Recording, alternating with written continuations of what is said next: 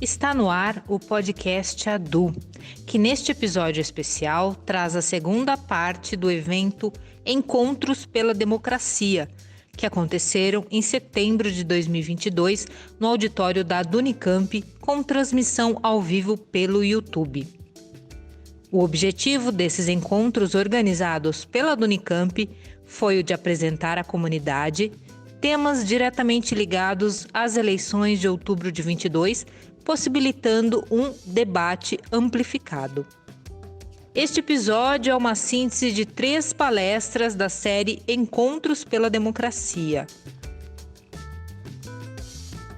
Então, na primeira parte, teremos o professor Marcos Nobre, do Instituto de Filosofia e Ciências Humanas da Unicamp, falando sobre o tema A Democracia no seu limite, o governo Bolsonaro e os possíveis futuros do país. Na segunda parte, o convidado é o professor René Trentin Silveira, da Faculdade de Educação da Unicamp, trazendo uma análise sobre o subversivismo reacionário e a educação. E encerrando este episódio, teremos uma análise sobre o papel do Estado na proteção e fomento da cultura, com o professor Fernando Hashimoto, do Instituto de Artes da Unicamp, com o tema O Desmonte da Cultura no Brasil. Lembrando que você pode acompanhar a íntegra dos debates no canal oficial da Unicamp no YouTube. Com vocês, Encontro pela Democracia com o professor Marcos Nobre. Eu queria começar refletindo sobre o que todo mundo está fazendo hoje no Brasil, que é como é que a gente chegou aqui? Né? Assim, a pergunta que a gente se faz o tempo todo, como é que a gente chegou aqui? E nesse livro eu tento reconstruir da maneira como eu posso a história de 2013 até 2022, né? O que inclui então a eleição de Bolsonaro e o governo Bolsonaro. Nesse livro, eu tento mostrar que 2013 foi um momento, não que criou coisas, ou que foi um ponto de chegada, ou um ponto de partida, mas que foi um ponto de referência, um ponto em que uma coisa muito importante ficou clara, que o jeito como a democracia brasileira estava funcionando até aquele momento não estava correspondendo à expectativa das pessoas. Então, 2013, para mim, é um momento em que isso fica evidente, isso fica claro para toda a sociedade e, a partir daí, nós temos determinadas reações, né? Quer dizer, como é que você reage quando alguém te diz, olha, não me representa? O que você faz? Que tipo de resposta você vai dar a isso? E no livro eu tento mostrar que o sistema político brasileiro, a resposta que o sistema político brasileiro deu foi simplesmente se fechar ainda mais para a sociedade, em lugar de se abrir, se autorreformar, que era o que estava sendo demandado ali nas ruas. E essa decisão do sistema político, ela teve consequências muito graves do ponto de vista do que aconteceu depois. Porque quando a gente pensa em junho de 2013, do ponto de vista global, né, pensando não como um fenômeno local que aconteceu só no Brasil, mas como parte de uma série de revoltas que estavam acontecendo no mundo naquele momento, né, especialmente entre 2011 e 2013. Quando a gente vê dessa perspectiva global, não foi muito assim que a gente experimentou junho de 2013 no Brasil. Junho de 2013 no Brasil foi uma coisa, como se fosse uma jabuticaba, uma coisa que só acontecia no Brasil, né? Ao contrário do que aconteceu em 2018, porque com a eleição do Bolsonaro, de repente, o Brasil começou a se entender a si mesmo como parte do planeta, porque Bolsonaro fazia parte de uma de um movimento autoritário internacional. Então, o que não aconteceu em junho de 2013 aconteceu com a eleição de Bolsonaro em 2018. Mas junho de 2013 faz parte desse ciclo global de revoltas democráticas e que teve resultados muito diferentes dependendo do lugar onde aconteceu. E, ao mesmo tempo, a gente sabe que existiam grupos de caráter autoritário, né, ligados à extrema-direita, e que nunca, de fato, se desapareceram do Brasil. Porque a gente tem que lembrar que ditaduras demoram para morrer, né? Então, 21 anos de ditadura militar produz pelo menos 2 gerações de pessoas autoritárias. Não é alguma coisa que desaparece só porque você falou, olha, a partir de agora é democracia, você não é mais autoritário, tá certo? Então, a diferença é que esses grupos de extrema-direita, eles sempre foram não só minoritários do ponto de vista das forças políticas, não necessariamente minoritários do ponto de vista da população, né? A gente tem sempre estudos que, desde o fim da ditadura militar, apontam para alguma coisa entre 10% e 15% da população brasileira, do eleitorado brasileiro, que é algo muito, muito importante, tá certo? Que tem, de fato, essas tendências autoritárias. Mas eles não tinham organização política. A organização política era dada pelo sistema político tradicional. E ficava tudo meio espalhado. Então, votava, por exemplo, numa determinada candidatura, como a do Enéas Carneiro, em 89, em 1994. Em São Paulo, votava no Maluf, né? Então, eles tinham que escolher candidaturas no sistema político, mas não tinham, de fato, uma candidatura que os unificasse e uma força política organizada que os representasse. Então, essas 3 vertentes da direita passaram a disputar essa energia que ficou solta depois que o sistema político resolveu que não ia se reformar depois de junho de 2013. Se o PT que estava no poder, essa energia ela vai buscar e vai encontrar legitimidade em forças de direita para dar sentido à sua revolta contra o sistema, né? Porque esses movimentos antissistema, eles não são de direita e nem de esquerda na sua origem, né? Às vezes são, quando você tem uma organização prévia muito grande. A gente viu que 2013 não era isso, né? Não tinha organizações de massa prévias à eclosão de junho.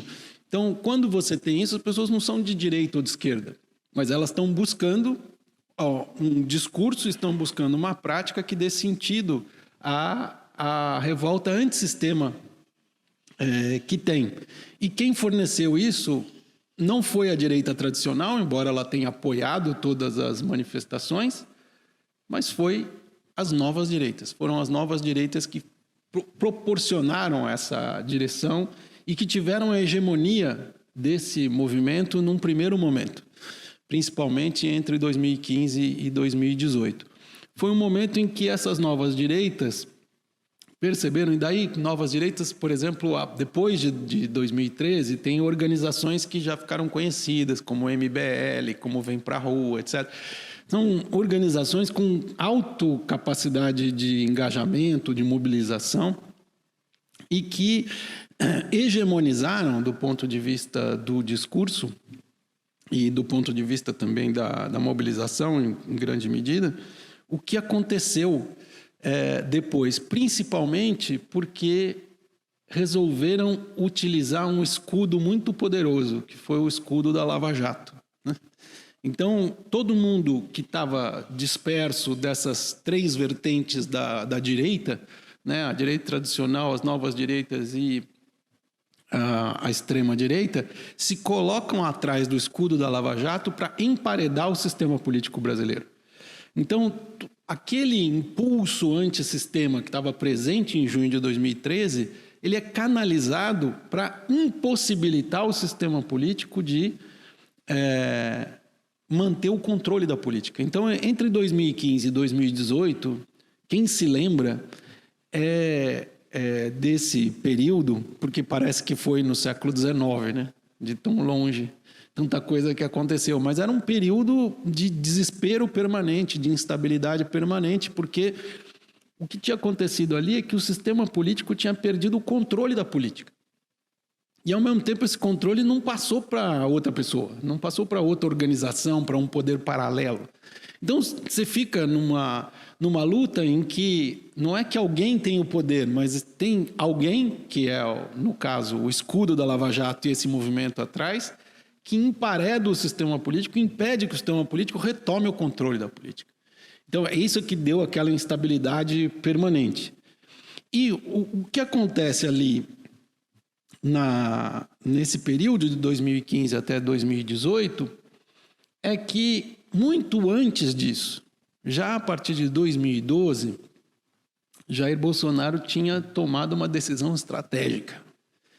Ele tinha decidido digitalizar a sua vida política.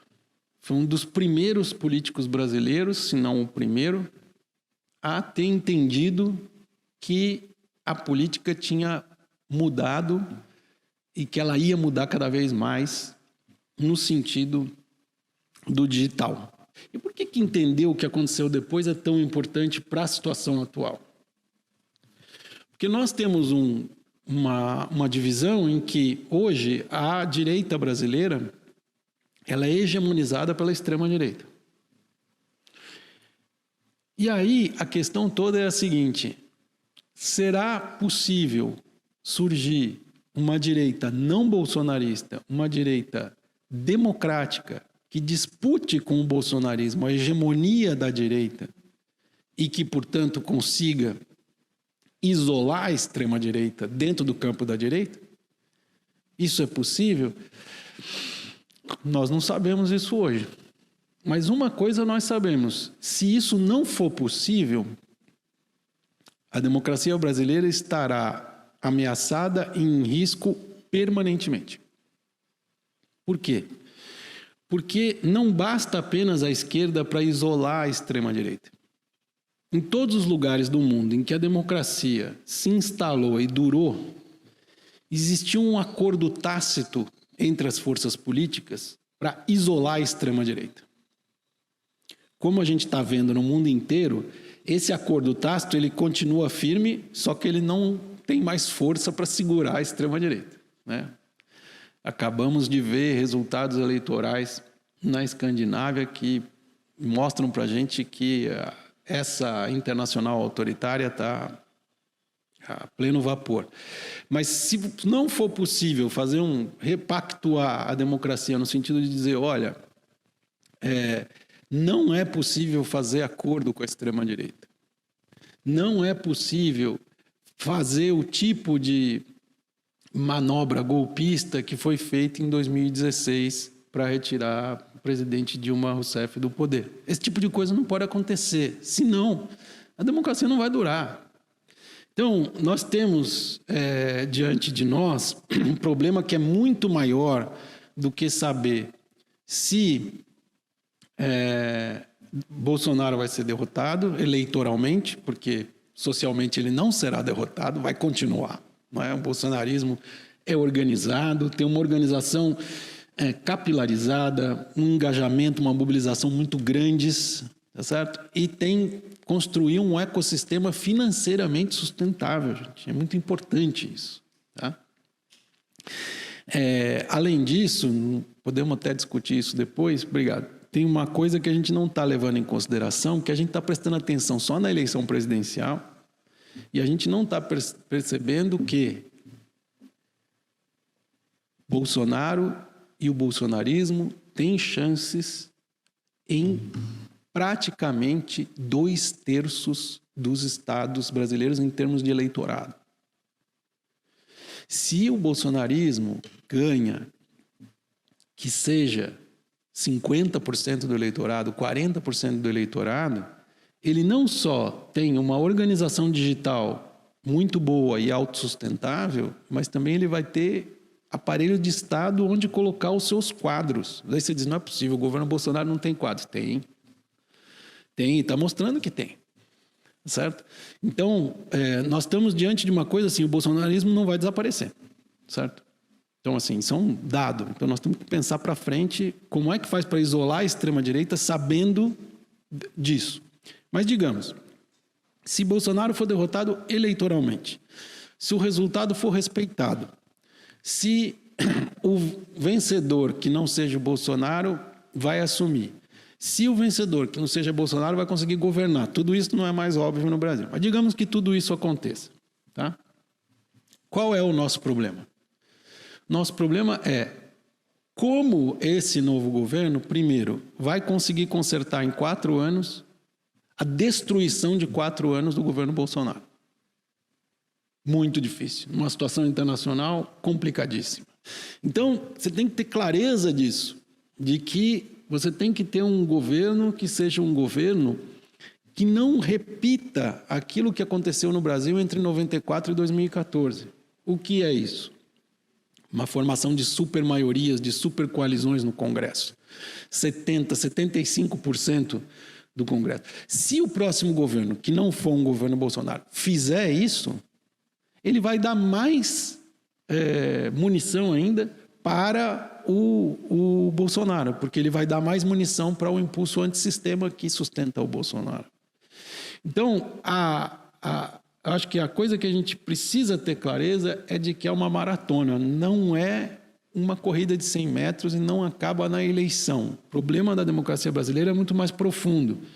A gente não pode voltar ao que era antes de 2013, não só porque a nossa vida mudou, né? A nossa sociabilidade, a maneira da gente se relacionar com as outras pessoas é permeada pelo mundo digital de uma maneira como não era antes, mas também porque ninguém quer voltar para lá, né? Então, assim, você prometer voltar para trás é alguma coisa que ninguém quer. E, ao mesmo tempo, não sendo possível voltar para trás, você tem que dar um salto adiante para poder impedir que essa ameaça autoritária ela se concretize no Brasil. Então, é um desafio enorme. Mas, se a gente olhar o que aconteceu entre 2013 e 2022, eu acho que a gente consegue alguns elementos importantes para pensar como é que nós vamos sair desse buraco em que a gente se colocou. Ouça agora, na sequência, alguns momentos que selecionamos sobre a palestra Subversivismo Reacionário e Educação, com o professor René Trentin Silveira, da Faculdade de Educação da Unicamp. E para começar essa conversa, eu vou me valer aqui de um conceito usado pelo Gramsci em um artigo que ele publicou em 1921, fazendo referência, fazendo oposição a um discurso que o Mussolini havia feito no parlamento italiano, quando Mussolini tinha sido eleito deputado, né, já pelo Partido Fascista. E ali nesse discurso, nesse primeiro discurso do Mussolini, ele se apresenta como blanquista e revolucionário e progressista. E o Gramsci, reagindo a essa manifestação, lembrando que o Mussolini havia sido membro do Partido Socialista, né, alguns anos antes, e tinha sido um membro bastante atuante, que era até bastante respeitado pelos seus colegas, né, e, enfim, uma série de processos fazem com que ele mude de lado. Então, nesse período aqui, em 1921, ele já está como representante do Partido Fascista no parlamento italiano, faz esse primeiro discurso e o Gramsci reage com esse artigo, se referindo a ele como alguém que tem uma conduta subversivista reacionária. O que o Gramsci quer dizer com isso, né? Tem todo um contexto que explicaria melhor esse conceito, eu vou deixar isso para um outro momento, se for o caso, mas, basicamente, a noção de subversivismo reacionário se refere a um discurso, a uma atitude ou a uma ação política que, embora busque apresentar-se exteriormente como subversiva, abriga, na verdade, intenções reacionárias. Vou partir dessa noção de subversivismo reacionário para tentar analisar um pouco o que nós estamos vendo hoje na educação como iniciativa do governo federal.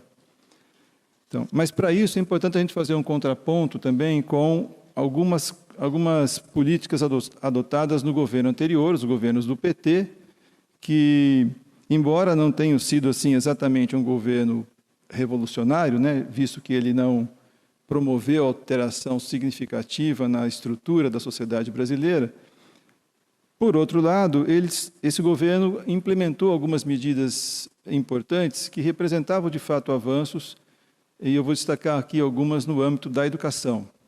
Por exemplo, o Programa Universidade para Todos, o ProUni, que é de 2004, que oferece bolsas de estudos integrais ou parciais em instituições particulares de educação superior e que, apesar das contradições internas, a gente pode depois comentar se for o caso, possibilitou o ingresso na universidade de um grande contingente de pessoas de camadas subalternizadas, promovendo o que tem sido chamado de colorização da universidade. A gente pode lembrar também o Brasil Sem Homofobia, que é um programa de combate à violência e à discriminação contra LGTB e também em promoção da cidadania homossexual, que era do Ministério da Saúde, que depois vai repercutir também no programa Escola Sem Homofobia. Podemos lembrar também as diretrizes curriculares nacionais para a educação das relações étnico-raciais e para o ensino da história da cultura afro-brasileira e africana, também de 2004, como uma medida de reparação dos danos sociais, políticos, educacionais, psicológicos, sofridos por descendentes de africanos, negros, em virtude do regime escravista. Houve ainda o Plano Nacional de Educação em Direitos Humanos, que incorporava aspectos e documentos internacionais de direitos humanos, dos quais o Brasil é signatário. Lembramos ainda o Programa de Apoio a planos de reestruturação e expansão das universidades federais, o REUNE, que foi realizado pelo Decreto 6.096 de 2007, que propiciou a criação de 18 novas universidades federais, 178 novos campi.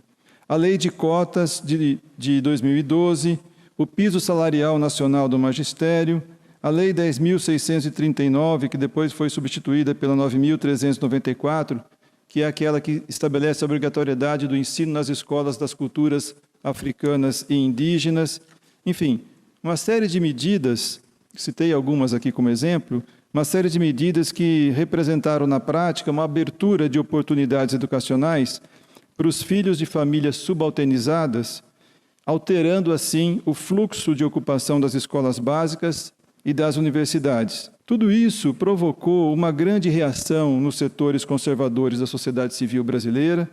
Se a gente pegar, por exemplo, o caso das universidades, as medidas de democratização do acesso representaram para as elites o aumento da concorrência a ser enfrentada pelos seus filhos, que até então disputavam as vagas apenas entre seus pares. Isso produziu um grande mal-estar nas camadas médias e altas, que viram a universidade, um território que estavam acostumadas a chamar de seu, a ser invadidas, entre aspas, por jovens negros, indígenas, pobres e periféricos, que em seu imaginário jamais deveriam estar ali. O bolsonarismo, então, surge como um instrumento útil a esses setores descontentes para restabelecer uma ordem social mais condizente com seus valores, interesses e expectativas, ainda que isso implique sacrificar algum detalhe, como a democracia. Eu vou destacar, então, aqui alguns exemplos no terreno da educação. Acho que são 4 exemplos, vou tentar ser rápido para não tomar tempo da discussão. O primeiro é anterior ao próprio bolsonarismo, pelo menos a ascensão dele à esfera de governo, mas caiu como uma luva para as intenções dele, e foi o movimento Escola Sem Partido.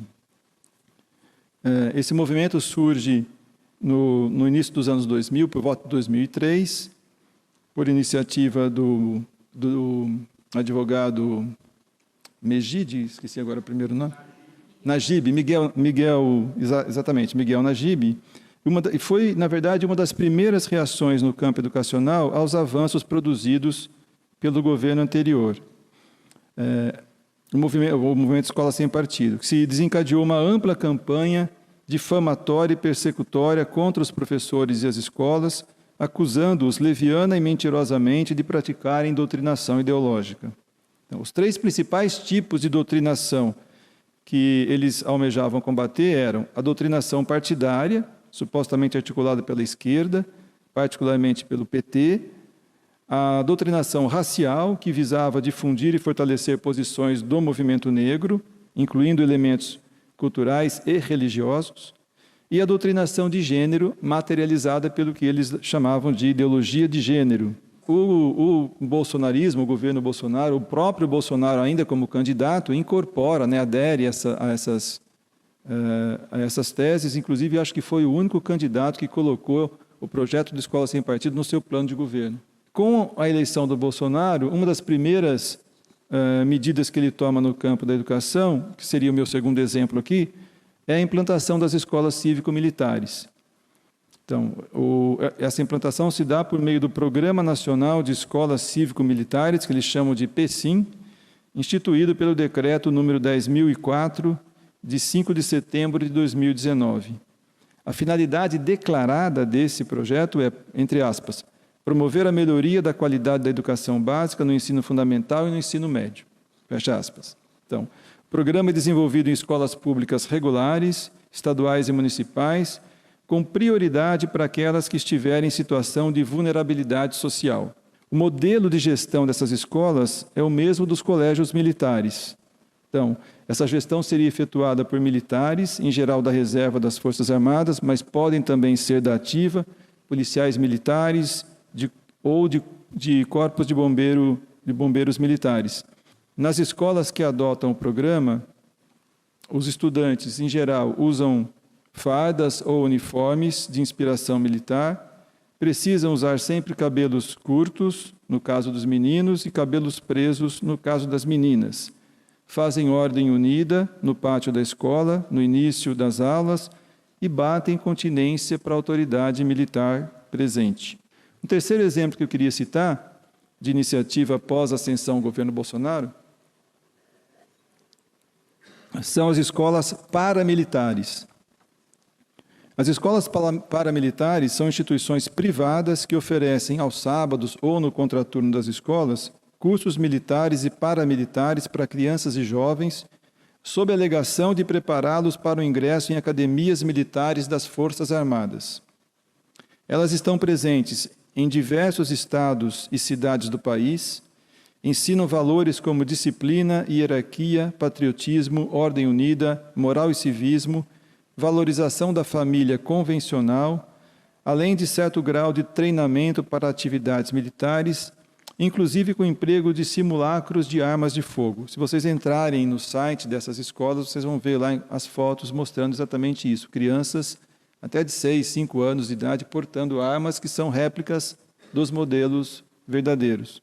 Segundo reportagem de Vanessa Lippelt, do jornal Congresso em Foco, no governo Bolsonaro, esses cursos têm proliferado e se expandido pelo país afora. Cidadão de bem é uma expressão recorrente na retórica bolsonarista e designa a pessoa branca, de classe média ou alta, cristã, heterossexual, pertencente a uma família tradicional e de ideologia liberal conservadora ou, de preferência, até simpática ao fascismo. Cidadão de bem, portanto, é aquele que aceita os princípios liberais, a ordem capitalista e a moral tradicional. Todos os outros são cidadãos do mal, inimigos em ato ou em potência, a serem combatidos e destruídos. Nessa reportagem que eu citei, a jornalista entrevista o Daniel Cara, que faz a seguinte observação em relação a essas escolas. O que essas pessoas estão fazendo é trazer um conteúdo tradicionalista militar. Na prática, o que reúne tudo isso, educação domiciliar, educação cívico-militar, educação militar-mirim, é o pensamento tradicionalista. Eles estão se estabelecendo, de fato, como uma vertente ideológica e praticamente é a única que tem trabalhado hoje em termos de disputa por hegemonia. E ainda na visão do Cara, essas instituições estão declarando guerra à sociedade a partir das crianças, oferecendo a elas um treinamento tradicionalista do padrão do batalhão Azov. para que atuem em uma guerra cultural. O que está em curso é um processo de militarização estruturado da sociedade e que está pautado na ideia de aniquilação do inimigo. São citações do Daniel Cara. Estão militarizando crianças e adolescentes, o que terá como resultado, naturalmente, o aumento da violência. E na expressão do professor Pietro Nardella Dell'Ova, trata-se de um processo de militarização das almas, emocional, dos corpos, físico, dos cérebros, intelectual, que até parece guardar semelhanças com o que se fez na Alemanha nazista com a juventude daquele tempo. Ou se não for muito semelhante, pode ser também uma antessala daquela experiência, diz ele. Essa militarização da sociedade também favorece o mercado da violência, que, por sua vez, tem dado lucros expressivos à indústria de armas, favorecida pelo governo Bolsonaro, né? Isso com a criação de milhares de registros para caçadores, atiradores e colecionadores. Então, essas escolas formam potenciais consumidores também desse mercado, né? Então, há também um componente econômico aí embutido econômico-mercadológico embutido nessa proposta. No que se refere especificamente à educação, nesse documento, ela aparece no eixo 4, intitulado Ciência, Tecnologia e Educação. O tema 25 trata do ensino básico no Brasil. Inicia reconhecendo a importância da educação para o desenvolvimento socioeconômico do país e, em seguida, afirma que, aspas, ao longo dos anos 2020, os anos 2020 são os anos do governo Bolsonaro, né? Ao longo dos anos 2020, os governos e a sociedade civil, cientes dessa premissa, de que a educação esteja a serviço do desenvolvimento, atuaram para corrigir ou mitigar um rol de pontos fracos que comprometiam a qualidade da educação básica no Brasil. Em todas essas iniciativas que eu citei aqui, os 4 exemplos, poderia citar mais. A gente poderia entrar na reforma do ensino médio, na proposta também do ensino domiciliar, estão dentro da mesma lógica. Mas em todas essas, verifica-se a proposta de um ensino hierarquizado, disciplinador e doutrinário e voltado para a preparação para a guerra. Não há espaço para o pensamento crítico e divergente, para a pergunta, para a dúvida. Na guerra é preciso obedecer sem pensar. O outro, o diferente, não é alguém com quem dialogar ou mesmo a quem convencer. É o inimigo a ser aniquilado. Está em curso, portanto, no país, uma verdadeira guerra de posição, uma expressão gramsciana, no campo da educação, cuidadosamente planejada e executada, no caso agora pelo governo Bolsonaro e seus apoiadores. Desenha-se uma grande estratégia de hegemonia com o objetivo de anular avanços em áreas sociais, dos costumes e dos direitos humanos, e, com isso, fortalecer um projeto ultraliberal, elitista, racista, homofóbico, misógino, excludente da classe trabalhadora. Eis o subversivismo reacionário do governo Bolsonaro no campo da educação. E para finalizar este episódio especial, Encontros pela Democracia, você acompanha trechos selecionados da palestra Desmonte da Cultura no Brasil, com o professor Fernando Hashimoto, do Instituto de Artes da Unicamp. Lembrando que você pode acompanhar a íntegra desta mesa no canal oficial da Unicamp no YouTube. Acompanhe agora trechos da palestra do professor Fernando.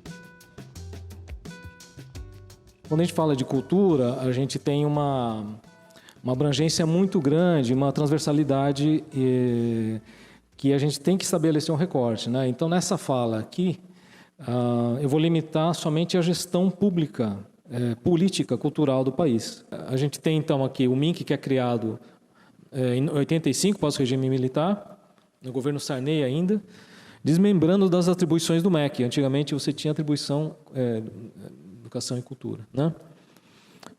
Vou contar um pouco rapidamente, eu não vou fazer nenhum comentário além disso, mas só para a gente entender que não um desmonte, mas uma luta sobre a preservação do Ministério da Cultura, a importância disso, não começa agora, né? Então é criado no governo Sarney, desmembrado do MEC. Em 90, o Collor de Mello transforma em Secretaria da Cultura, que também é pouco comentado isso, que é revertido em 92 pelo Itamar Franco.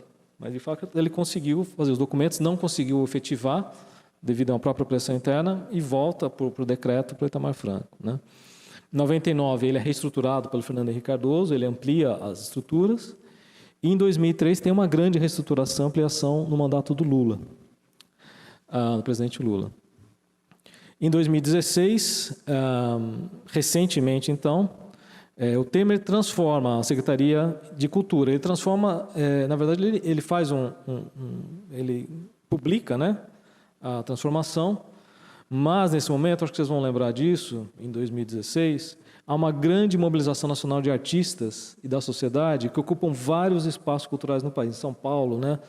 Então, teve uma movimentação nossa dos artistas, da sociedade em geral, e aí vários congressistas, políticos apoiaram a causa e foi revertido com a manutenção do MINC, e aí você tem uma publicação revertendo, né, para o MINC. Então, 2016 já começa essa ideia geral de transformar em Secretaria de Cultura, né? No início da gestão Bolsonaro, o MINC é extinto, de fato, e transformado em Secretaria da Cultura, primeiramente, né, da estrutura do Ministério da Cidadania, e posteriormente ao Ministério de Turismo, que está hoje em dia.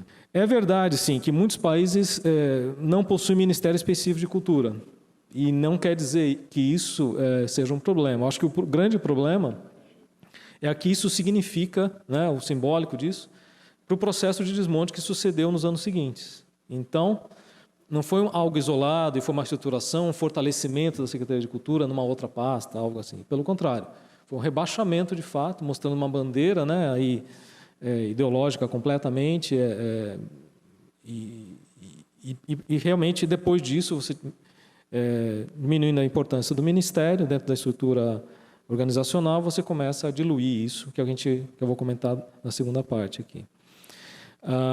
Então, a gente tem reflexos das secretarias em outros âmbitos, né? Eu vou citar aqui uma que pode ter uma redução, que foi a Secretaria de Campinas. A gente não tem mais Secretaria de Cultura, né? Em outros municípios também não. Então, tem o que gera esse rebatimento, esse modelo, né? O federal, ele apoiou, ele já é como um símbolo, um sinal, né, de fato, que pode orientar as outras organizações nos âmbitos municipais e estaduais, né? Também a gente vê que o Ministério foi, de certa maneira, as posições principais foram todas tiradas dos técnicos e colocadas com aparelhamento político, né?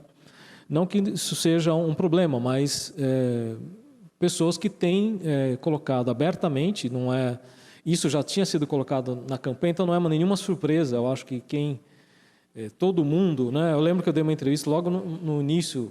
O que você espera? Eu falei, eu espero o pior de tudo. O que vai acontecer é o que ele vai falar, o que ele falou até agora. Depende da força que a gente tem como sociedade de indicar essa e resistir, né? Mas de fato a gente já sabia o que aconteceria, né? Talvez não a intensidade, a violência com que foi feita, mas a gente já sabia o que seria, o que viria pela frente, né? A terceira é uma ação de certa maneira criminalizar artistas e gestores por gerar processos e dúvidas de processos de uso de verbas públicas ou nem de verbas públicas, a obstrução de diversos recursos e corte dos recursos, né, e de patrocínios até já aprovados pela lei, né. Uma ação que a gente tem dado pouca atenção, mas são ações de censura, que eu vou listar algumas. Tem um relatório dos primeiros 3 anos de gestão por um observatório que mostra um pouco das ações de censura em diversas peças e fomentos, né, que não tiveram fruição de uma visão ideológica, né? E o financiamento de projetos, que eu vou citar mais para frente, quando eu falar da Lei Rouanet, só como um bom exemplo, né? Que tem aí uma escolha, foi retirada a parte institucional, ou seja, a representação da sociedade nesses organismos e de técnicos, para uma escolha individual de que projeto deveria ser financiado pelo... na verdade, não é financiado, eu vou tentar explicar também isso da Lei Rouanet, né? Que também me parece uma distorção da lei, mas, enfim, é como a gente tem sobrevivido. Financiamento dos projetos artísticos, né, e culturais. E aí vem todo um uso, né, que a gente já tem observado em vários processos históricos de diversos países, né, de extrema-direita, que passaram por processos desses, de utilizar, de fato, a cultura, né, que pode servir de fato lá atrás como um formador das nações, representação das nações, mas aqui de fato utilizando a cultura com um poder grande de servir de palanque para uma pauta que vocês verão aqui, citações negacionistas, fascistas e por aí vai, né? Desses representantes que estão ocupando os cargos ali. Então, são os secretários, que seriam os ministros, os agentes e os diretores dessas fundações, constantemente, de maneira programada, vindo a público nacionalmente e internacionalmente. Eu coletei algumas falas também internacionais para colocar aqui, para exemplificar. Esses absurdos, né, levando a gente a uma perplexidade imensa, né? Então, a gente tem no setor 3 tipos de ataques, que é o contra a liberação artística e cultural, o autoritarismo contra a cultura e o desmonte da cultura. Eu acho que, finalizando aqui, depois a gente abre para conversar, lembrar também a importância que a gente tem desse, que talvez é uma outra parte que a gente pouco conhece ou pouco comenta, que e sempre foi o impacto econômico que tem a cultura, né? É um mercado que pouca gente sabe, mas movimenta quase 6% do PIB, né? É muita coisa em relação às outras áreas, né? E que nesse momento, juntando com a pandemia, né, e ação, acho que o governo federal encontrou um campo muito fértil para a destruição dos operadores de cultura, né, o ataque aos operadores de cultura, que foi também a pandemia, né? E para um estudo da FGV que mostra um pouco, além desse PIB imenso, que 1% captado pela Lei Rouanet se transformou em R$1 captado pela Lei Rouanet se transformou em R$1,6 de economia local. Ou seja, na verdade, você não está incentivando e gastando dinheiro, você está investindo para recuperar, né? Então, esse é o aspecto que tem cultural, e a gente tem uma ação de diversos setores artísticos, né, que mostra um pouco da importância que tem o incentivo nesse outro aspecto econômico. Encerramos o episódio 23 do podcast ADU, especial que foi uma edição dos debates do ciclo Encontros pela Democracia, que aconteceram em setembro de 2022 no auditório da Unicamp, com transmissão disponível no canal do YouTube.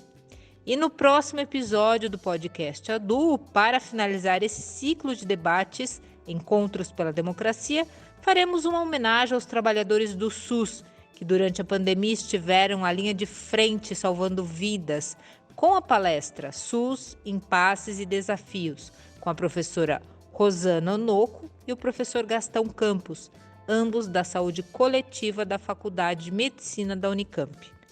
Até o próximo episódio. Até lá!